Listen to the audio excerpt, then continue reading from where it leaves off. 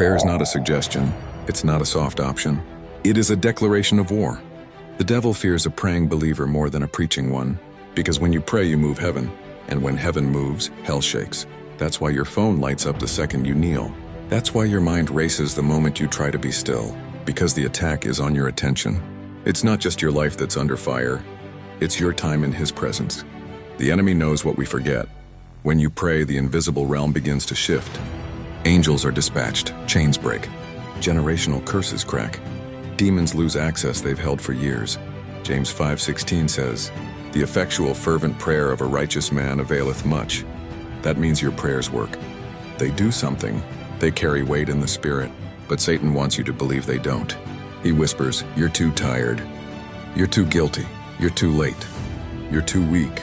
But if prayer was weak, he wouldn't fight it so hard. Jesus didn't move without prayer. Before he healed, he prayed. Before he raised Lazarus, he prayed. Before the cross, he was on his face in the garden. If Jesus made prayer a priority, how can we survive without it? Prayer is where battles are won before the fight even begins. It's where warriors rise and atmospheres shift. And that's exactly why the enemy keeps you busy, tired scrolling, offended, distracted.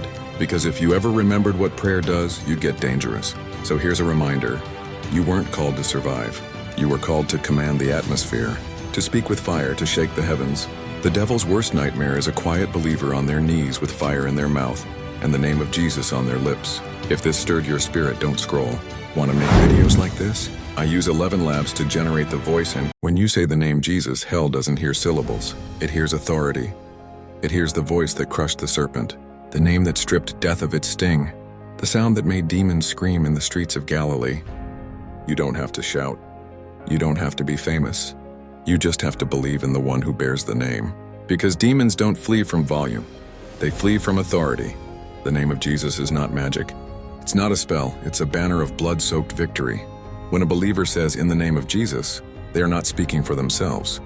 They're speaking through him. That's why demons tremble. Not at you, but at the one who backs you. At that name, chains melt.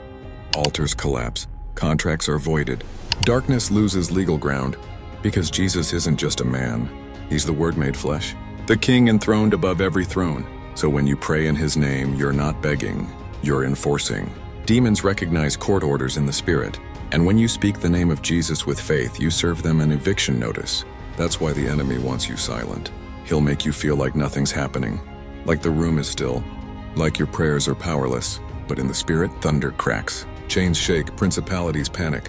Because that name carries what no other name can. Power. Blood, authority. Victory. Don't take it lightly.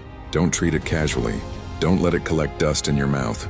The next time you whisper Jesus, remember, it's not just a word, it's a weapon. And if this reminder lit a fire in you, why not create your own voice-powered videos just like this? I used ElevenLabs to create this audio. The link is in the description. Start making videos that move people. Because your voice, powered by the name of Jesus, is more powerful than you think.